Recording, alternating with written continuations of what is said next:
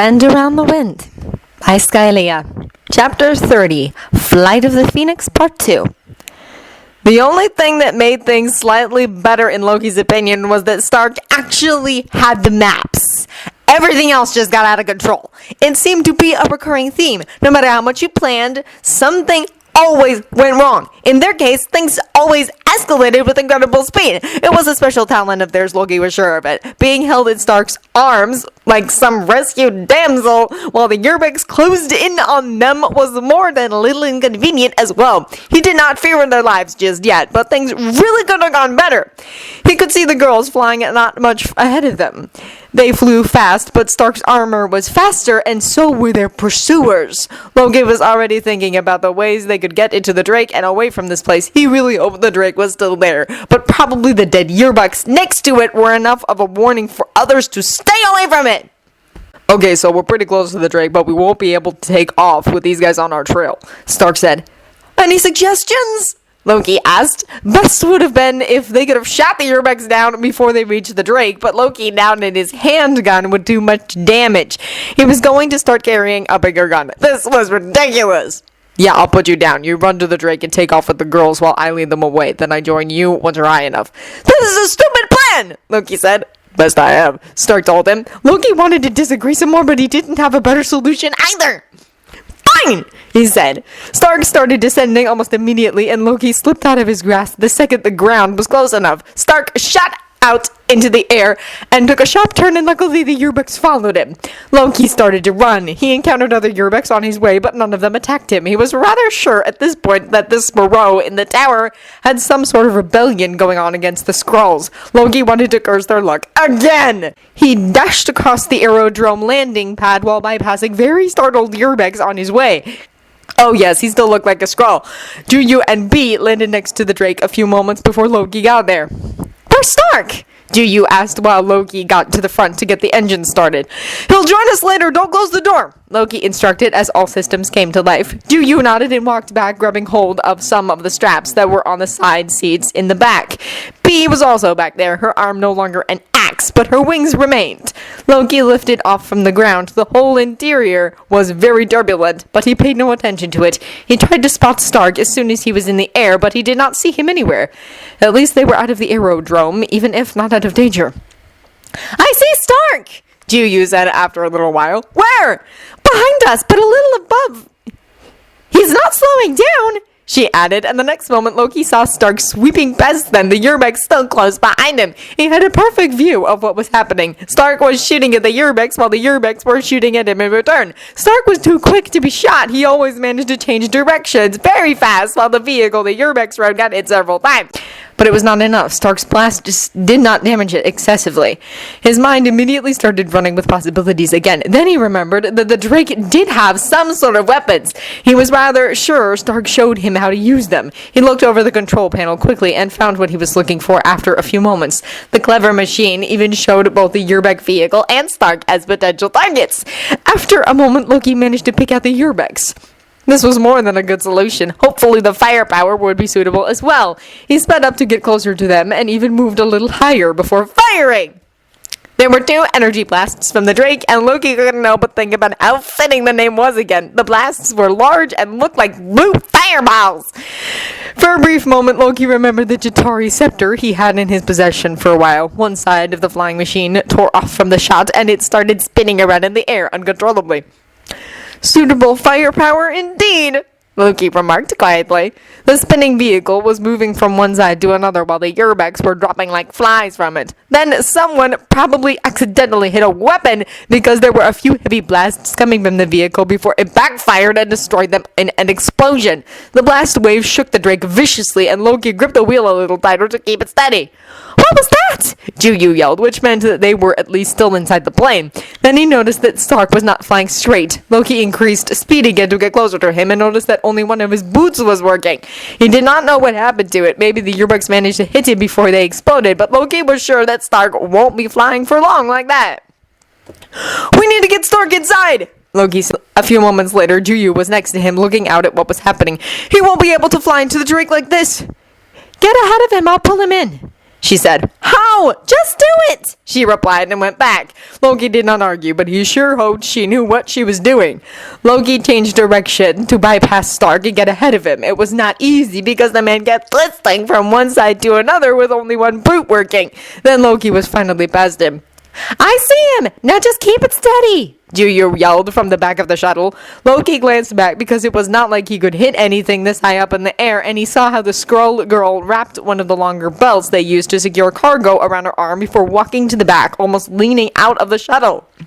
What in Valhalla was she doing? Loki looked forward again, but since there was still nothing ahead of them, he turned back again. Juyu's free arm stretched and stretched out of the drake towards Stark, while she held onto the belt with her other arm to keep herself secured. Elasticity. Right, of course. Loki did not see when she finally managed to reach Stark, but heard as she yelled out, I got him!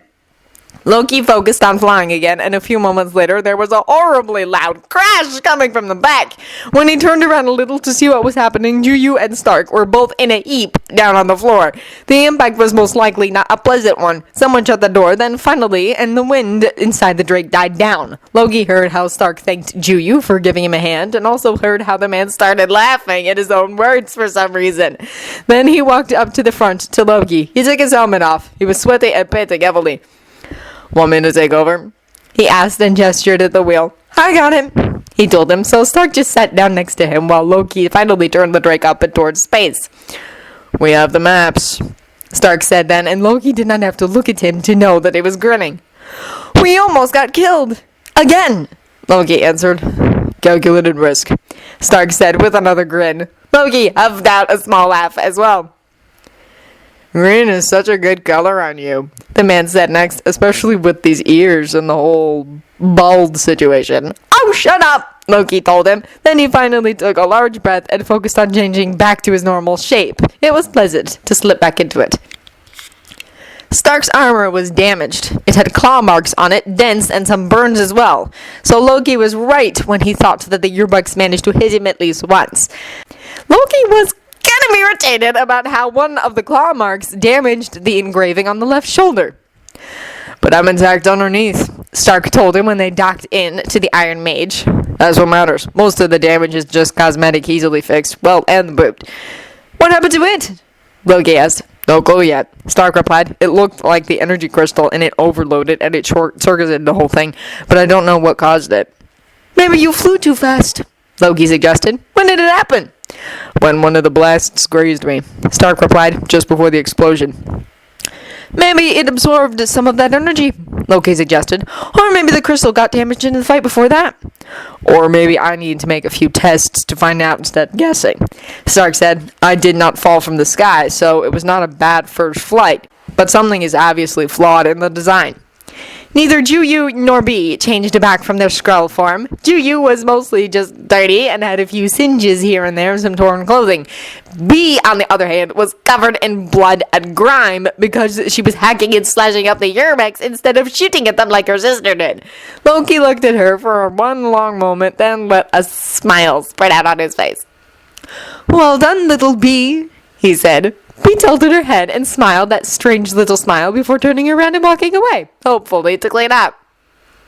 Look at that, Stark said. She actually smiled. Well, she smiled about violence and murder, but it was a smile nonetheless. Let's call it improvement. You told my sister to kill? Juyu asked. I told her to follow my lead, which she did, Loki answered.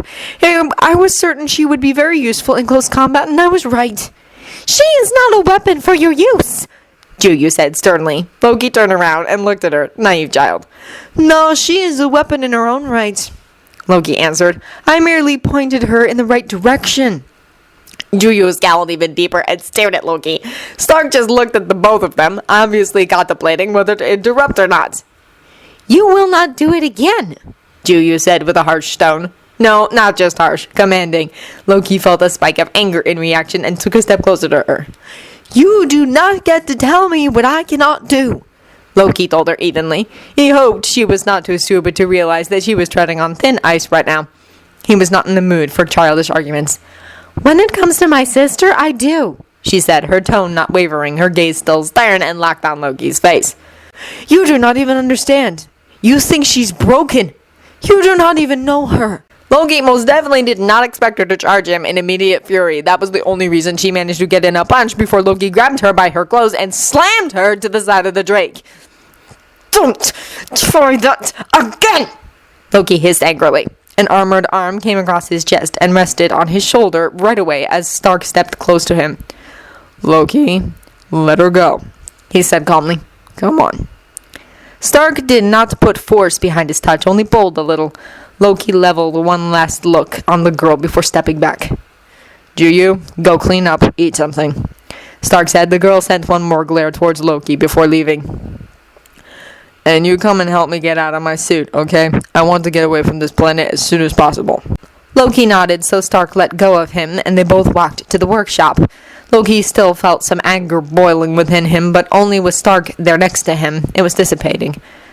"The release mechanism is—" "I know, Stark," Loki reminded him. He saw how the armor was built, and he was there when Stark put it on. Of course he knew how to get it off.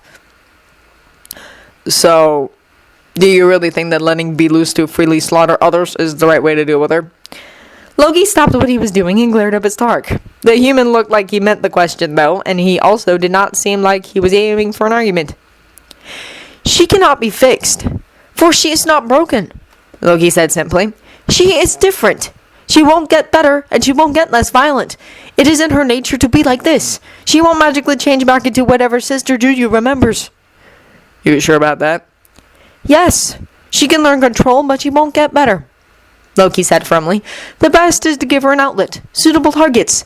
Let her sate her hunger for blood and violence in the right moments, so that she can remain peaceful in the times in between outbursts." "I don't think that's healthy," Stark remarked. "She's a berserker, a wild creature, and she won't ever be anything else. If we do not guide her against our foes, she will lose control in a much more inappropriate time, and she may turn her wrath towards those who are not quite so deserving of such a gruesome end." Stark sighed. "That makes sense to me. Maybe I should be worried," he said. "Do not get squeamish about death all of a sudden," Loki said. "The difference between a highly praised berserker warrior and a horrendous monster is not all that significant. One manages to target those who deserve to die. The other is too out of control to do anything but lash out mindlessly. You cannot heal her. It's impossible. It is foolish to try. She can either be a monster or she can be a berserker. Which one is more useful and reliable?" "Julia won't see it like that." "She's stupid." "She's young and she loves her sibling. Of course that makes her stupid sometimes." Loki sighed. He was not going to continue this conversation. He was not going to touch it with a 10-foot pole. He made his point clear, and it looked like Stark at least understood it. Loki finally got the armor open and pulled it off. Stark immediately let out a hiss of pain. "Are you injured?" Loki asked. Stark lifted his clothes where a larger bruise was already visible on his side and stomach. "I don't think anything's broken," he said. Loki put the armor down then, slid his hand over the darkened skin. He pushed it gently, probing with his fingers to figure out the extent of the damage. Stark hissed again. "Maybe you cracked a rib." Loki frowned. "There's nothing," Stark said. "I'll make you an elixir." "No need, really. It's just light injuries," Stark objected. "And what if you need to be fully functional tomorrow?" Loki asked. "What if we get into some trouble again? It's better to deal with something like this as quickly as possible." "But if I keep drinking your healing stuff, I'm gonna end up looking like a teenager again." Stark's tone was scarily close to whining. Loki huffed. "Don't be ridiculous!" Then he noticed that there were also some bruises forming under the man's jaw. They never should have separated. "The first time was different," Loki told him. "You had to adjust, and I made you drink a lot." "I'm okay. I don't need it," Stark insisted. Loki put both of his hands on his face and leaned a little closer to lock their eyes. He noticed how Stark's eyes widened for a moment and also how his breath stuttered, startled by the sudden movement. "You're hurt. I can heal you. So let me," he said. Stark stared for a few seconds before nodding. Then he cleared his throat. "Yeah, okay," he said. Loki slid a finger over the bruise on the man's jaw lightly before letting go of him. He wanted the mark gone, wanted all of them gone, every scrape, every bruise, as soon as possible. "Turn the ship. Let us get away from here," Loki said. "I'll find you on the bridge when I've finished with the elixir." "Yeah, okay," Stark said again, his voice still a little uncertain. He looked confused, and he also blinked a lot. Loki just smiled before he walked out. It was dark now, outside as well, but in the tower and in its rooms too. The wind blew freely inside because of the broken windows, while glass and debris covered almost every inch of the floor.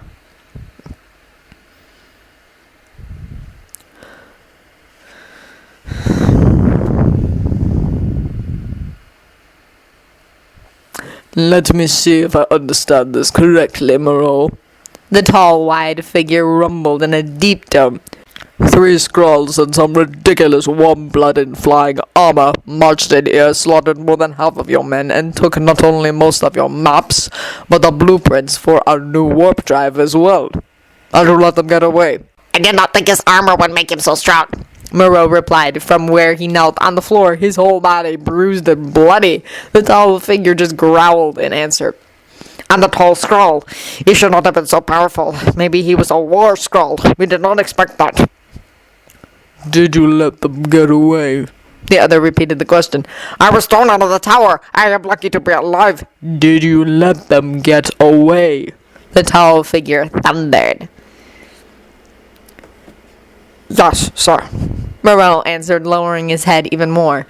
The other stood in complete silence for a few heartbeats before, with an inhuman snarl, he charged at the kneeling old man.